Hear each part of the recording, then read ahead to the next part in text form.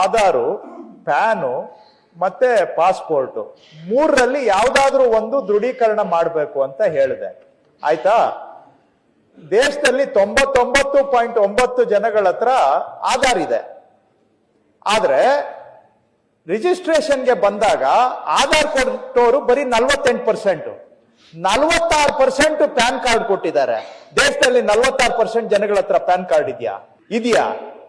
ಅವ್ರು ಕೊಟ್ಟಿದ್ದ ಪ್ಯಾನ್ ಕಾರ್ಡ್ಗಳೆಲ್ಲ ನನ್ಗೆ ಇನ್ಕಮ್ ಟ್ಯಾಕ್ಸ್ ಅವ್ರಿಗೆ ಕೇಳಿದೆ, ಅಥೆಂಟಿಕೇಶನ್ಗೆ ನನ್ಗೆ ಇಂಟಗ್ರೇಷನ್ ಕೊಡಿ ಪ್ಯಾನ್ ಸಿಸ್ಟಮ್ ಜೊತೆ ಅಂತ. ಇನ್ಕಮ್ ಟ್ಯಾಕ್ಸ್ ಅವರು ಅವ್ರಿಗೆ ಗೊತ್ತಲ್ಲ, ಹೈ ಅಂಡ್ ಮೈಟಿ, ಅವ್ರಿಗೆ ನಾವು ಕೇಳಿದ್ ಯಾವ್ದು ಅವ್ರು ಕೇಳಿಸಲ್ಲ. ಅವ್ರು ಹೇಳಿದ್ ಮಾತ್ರ ನಾವು ಮಾಡ್ಬೇಕು, ನಮ್ ರಿಕ್ವೆಸ್ಟ್ ಯಾವ್ದು ಅವ್ರು ಆನರ್ ಮಾಡಲ್ಲ. ಅವ್ರು ಒಪ್ಲಿಲ್ಲ.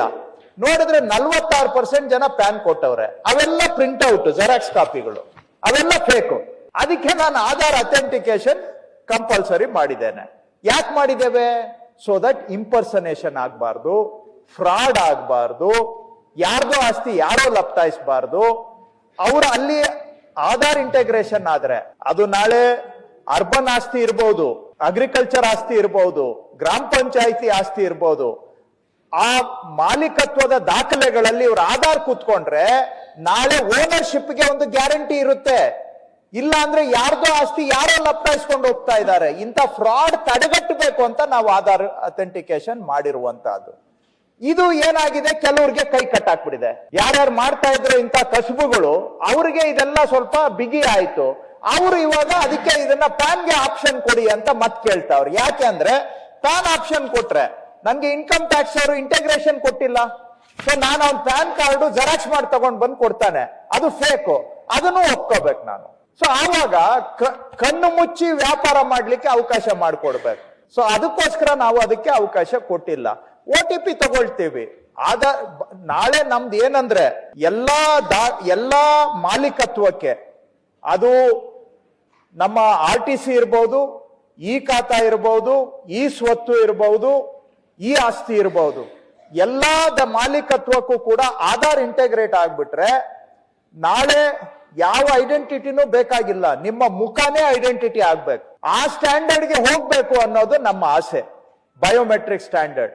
ನಿಮ್ದು ಕಾರ್ಡ್ ತೋರ್ಸೋದ್ ಬೇಕಾಗಿಲ್ಲ, ಯಾಕಂದ್ರೆ ಯಾವ ಕಾರ್ಡ್ನ ಬೇಕಾದ್ರೂ ಇವತ್ತು ಡ್ಯೂಪ್ಲಿಕೇಟ್ ಮಾಡಬಹುದು. ಸೊ ನಾಳೆ ನಿಮ್ ಮುಖನೇ ನಿಮ್ಮ ID. ಅಷ್ಟು ಮಟ್ಟಿಗೆ ನಾವು ದಾಖಲೆ ಮಾಲೀಕತ್ವಕ್ಕೆ ಗ್ಯಾರಂಟಿ ಕೊಡಬೇಕು ಅನ್ನೋದು, ಆ ಕಡೆಗೆ ಸ್ಮಾಲ್ ಸ್ಟೆಪ್ಸ್ ಇಟ್ಕೊಂಡು ಆ ಡೈರೆಕ್ಷನ್ ಅಲ್ಲಿ ಹೋಗ್ತಾ ಇದ್ದೇವೆ. ಈಗ ಫಸ್ಟ್ ಕ್ವೆಶ್ಚನ್ಗೆ ಬರ್ತೇನೆ.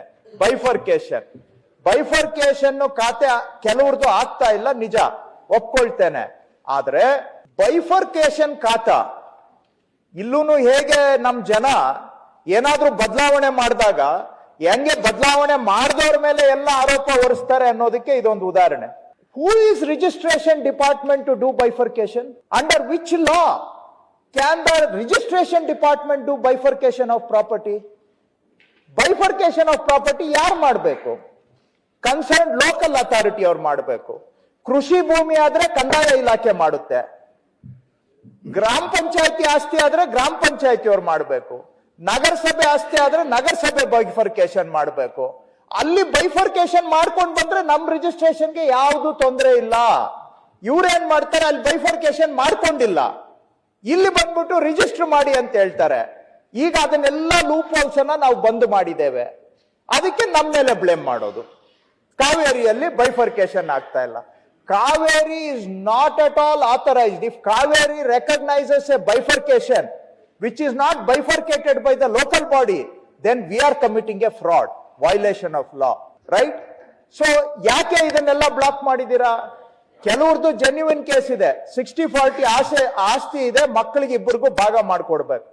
ಅವರು ನಿಮ್ಮ ಶಿವಮೊಗ್ಗ ಕಾರ್ಪೊರೇಷನ್ಗೆ ಹೋಗ್ಬೇಕು, ಅಲ್ಲಿ 2 ಭಾಗ ಮಾಡ್ಕೋಬೇಕು, ಬರ್ಬೇಕು.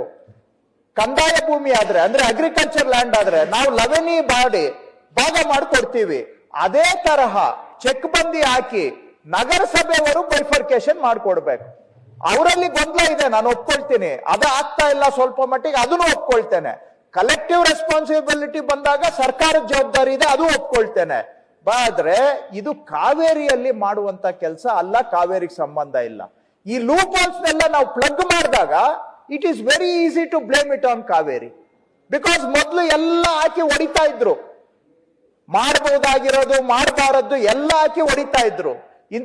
ಅದರಿಂದಾನೇ ಮಧ್ಯವರ್ತಿಗಳ ಹಾವಳಿ, ಅದರಿಂದಾನೇ ರಿಜಿಸ್ಟ್ರೇಷನ್ ಅಲ್ಲಿ ದುಡ್ಡು, ಅದರಿಂದಾನೇ ನಮ್ಮ ಮೇಲೆ ಆರೋಪಗಳು. ಈ ಲೂಪ್ ಹೋಲ್ಗಳನ್ನೆಲ್ಲ ಪ್ಲಗ್ ಮಾಡಿದ್ದೇವೆ. Nevertheless I admit there is a problem. ಇದನ್ನ ನಾನು ರೂರಲ್ ಡೆವಲಪ್ಮೆಂಟ್ ಮತ್ತೆ ಅರ್ಬನ್ ಡೆವಲಪ್ಮೆಂಟ್ ಇಬ್ಬರಿಗೂ ಮಾತಾಡಿ ಕ್ಲಿಯರ್ ಗೈಡ್ ಲೈನ್ಸ್ ಕೊಟ್ಟು ಖಾತಾ ಬೈಫರ್ಕೇಶನ್ ಅನ್ನ ಸ್ಟ್ರೀಮ್ ಲೈನ್ ಮಾಡಬೇಕು ಅಂತ ನಾನು ಅವ್ರ ಜೊತೆಗೆ ಮಾತಾಡ್ತೇನೆ. ಅದು ನಿಜವಾದ solution. But it is not a Kaveri problem. ತಮ್ಮ ಮಾಹಿತಿಗೆ ಇನ್ನೊಂದು ವಿಷಯ ಹೇಳ್ಬಿಡ್ತೇನೆ. ಸರ್ವರ್ ವಿಷಯ ಹೇಳಿದೀರಾ, it is a work in progress. ನಮ್ಗೆ ಗಮನದಲ್ಲಿದೆ, ಕಾನ್ಸ್ಟೆಂಟ್ಲಿ ಇಂಪ್ರೂವ್ ಮಾಡ್ತಾ ಇದ್ದೇವೆ, ಅದನ್ನ ಇಂಪ್ರೂವ್ ಮಾಡ್ತೇವೆ. ಖಾತಾ ಬೈಫರ್ಕೇಶನ್ ಮಾಡೋವಾಗ ಜೆನ್ಯೂನ್ ಕೇಸ್ ನೀವು ಹೇಳಿದ್ರಿ, ಜೆನ್ಯೂನ್ ಕೇಸ್ ಇದೆ, ಒಪ್ಕೊಳ್ತೇನೆ. ಎಷ್ಟು ಜನ ಖಾತಾ ಬೈಫರ್ಕೇಶನ್ ಯೂಸ್ ಮಾಡಿ ಲೇಔಟ್ಗಳು ಮಾಡಿದ್ದಾರೆ? ಸಾವಿರಾರು ಕೇಸು. ನಿಮ್ಗೆ ಉದಾಹರಣೆ ಕೊಡ್ಬೇಕಾ? ಸಾವಿರಾರು ಕೇಸುಗಳಲ್ಲಿ ಇಲ್ಲೀಗಲ್, ಅನಾಥರೈಸ್ಡ್, ಅವೆಲ್ಲದಕ್ಕೂ ಕೂಡ ಈಗ ಸ್ಟ್ರೀಮ್ ಲೈನ್ ಆಗ್ಬೇಕು. ಏನಾದ್ರೂ ಮಾಡಿ ಕರೆಕ್ಟ್ ಪ್ರೊಸೀಜರ್ ಪ್ರಕಾರ ಬನ್ನಿ ಅನ್ನುವಂತಹದ್ದು ಅಷ್ಟೇ. ಇದಕ್ಕೆ ಸೊಲ್ಯೂಷನ್ ಕೊಡಬೇಕು. ನಾನು UD ಮತ್ತೆ ರೂರಲ್ ಡೆವಲಪ್ಮೆಂಟ್ ಇಬ್ಬರಿಗೂ ಮಾತಾಡಿ ಇದಕ್ಕೆ ಪ್ರಾಪರ್ ಸೊಲ್ಯೂಷನ್ ಕೊಡೋದಕ್ಕೆ ಅವರಿಗೆ ಒತ್ತಾಯ ಮಾಡ್ತೇನೆ. ಸಭಾಪತಿಯವರೇ, ಡೀಡ್ ರೈಟರ್ಸ್ ಕೆಲಸ ಮಾಡೋದಕ್ಕೆ ಈಗ ಯಾವುದೇ ರೀತಿಯಲ್ಲಿ ತೊಂದರೆ ಇಲ್ಲ. ನಾಗರಿಕರಿಗೆ ನಾವು ಒದಗಿಸಿರುವಂತಹ ಲಾಗಿನ್ ಸೌಲಭ್ಯವನ್ನು ಉಪಯೋಗಿಸಿ ನಾಗರಿಕರ ಪರವಾಗಿ ಅವ್ರ ಕೆಲಸ ಮಾಡಲಿಕ್ಕೆ ನಾವು ಅವಕಾಶವನ್ನು ಮಾಡಿಕೊಟ್ಟಿದ್ದೇವೆ. ಅವರ ವೃತ್ತಿಗೆ, ಅವರ ಜೀವನಕ್ಕೆ ಯಾವುದೇ ರೀತಿಯಲ್ಲಿ ತೊಂದರೆ ಆಗದಾಗೆ ಅವ್ರಿಗೆ ಅವಕಾಶ ಮಾಡಿಕೊಟ್ಟಿದ್ದೇವೆ. ಆದರೆ ನಾವು ಎಲ್ಲರನ್ನೂ ಸಮಾನವಾಗಿ ನೋಡ್ತಕ್ಕಂಥ ವ್ಯವಸ್ಥೆ ಕಡೆಗೆ ಬರ್ತಾ ಇದ್ದೀವಿ. We want to treat everybody as equal and we want to move towards citizen empowerment. ಆ ಮಾಡೆಲ್ ಅನ್ನ ನಾವು ಅಡಾಪ್ಟ್ ಮಾಡ್ಕೊಂಡಿದ್ದೇವೆ. So I don't want to create a class of people who are somehow privileged, who will later become agents, whatever. So ನಿಮ್ಗೂ ಅರ್ಥ ಆಗುತ್ತೆ, ನಿಮ್ಗೂ ಗೊತ್ತಿದೆ ಇವೆಲ್ಲವೂ ಕೂಡ. ವಿ ಆರ್ ಈಗ ಸಾರ್ವಜನಿಕರಿಗೆ ಸಹಾಯ ಆಗಲಿಕ್ಕೆ, ಅವರ ಮಾಹಿತಿ ಶಕ್ತಿಯನ್ನ ಹೆಚ್ಚು ಮಾಡಲಿಕ್ಕೆ ಕಾರ್ಯಕ್ರಮಗಳನ್ನ ರೂಪಿಸ್ತೇವೆ. So that through information we can empower the citizen to do a lot of these activities on their own. We are working.